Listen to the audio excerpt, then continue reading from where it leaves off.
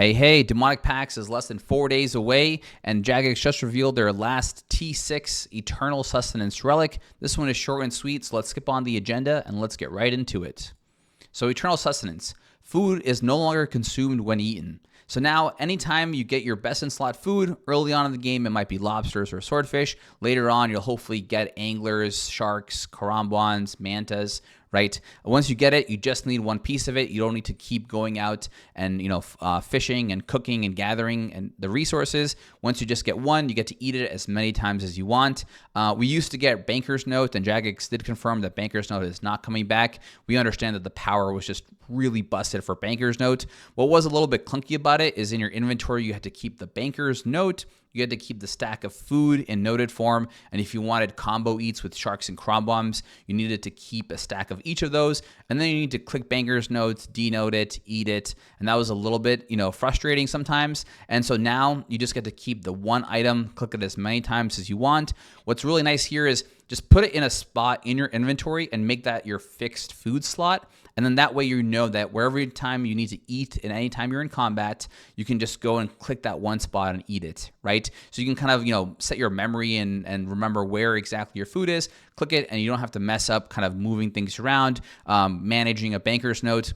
Obviously, it's not the same power level, but it is effectively the same kind of resource that you get infinite food as a thing. We did see, the corrupted shark in Gridmaster, and I think Jagex wanted to make a slightly improved version of that one, right? And so if you do have better access to better food like anglers, now you have a way to have infinite anglers, which is really nice. And then you can combo eat like your anglers with your Krombons if you want to for extra healing over a shark, or if you have mantas, you can use that as well, which is really nice. I want to talk about a few Eternal Sustenance pairings. So if you remember Butler's Bell, there's a small percentage chance for you to get mantas and anglers, right? And so maybe that's not enough for you to maintain a high amount of fish. However, with this, you just need to get one angler and manta, successfully cook it, and then now you have it in your inventory and you can use it forever. And then you can turn Butler's Bell to now focus on crafting or smithing or anything else, as long as you just get enough to successfully cook one,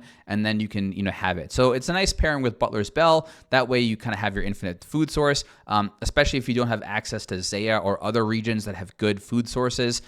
This will be a nice way to kind of fix that and have a good combo. The other thing I want to call out, and this is kind of minor, but it is a nice quality of life, is that skilling boost pies no longer deplete as well. And so if you're gonna, try to go for an early rush to get, the Abyssal Whip from Abyssal Demons, you're gonna be able to do that with wild pies. Now just remember, if you have abundance, you get that plus 10 boost, and so the pies won't boost you a plus 5, but it will work for pretty much anyone else. Now I understand 5 levels in leagues is not major, but if you're oh, I just hit the level, I don't want to pick up a Slayer task, I just want to go get it, you can go and get any of the boosting pies. This also works for things like crafting and other various skills. Now, those ones don't require you to sustain that level boost for a long period of time, as much as the Slayer one does for Abyssal Demons to get the whip. But it is a nice kind of quality of life to have along with it. You saw in the video earlier that they do show that the pies can be, replenished, eaten, and you get the boost for as long as you want. Right. Now, with this, I do want to call out one major conflict. In Demonic Pacts, you'll see the node say you are allowed to overheal up to a certain percentage above your health with Demonic Pacts.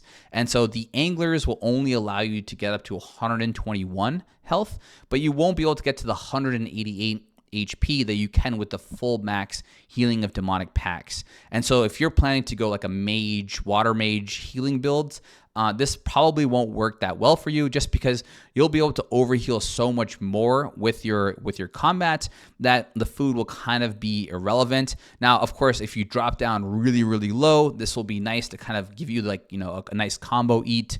You can do a double or triple eat with brews to kind of bring you back up in case you're fighting like Jad or Zuck and you make a mistake. You'll be able to eat a lot. However, 188 HP is an absolute ton. Not many things can kill you with that max HP. And so I really don't think you'll really benefit too much from this relic, but it just depends on what your combat style and your build is going to be.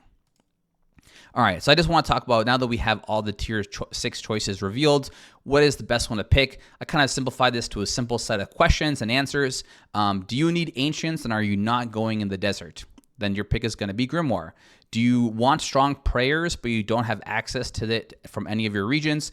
If you don't have Kandarin and you don't have Zaya, and you want like Rigor and Piety, you're going to pick Grimoire, right? Now, if you don't care about either of those two things, right, or you have the fixes for those, does your Demonic Pact tree not overheal you, and do you need food to survive content, right?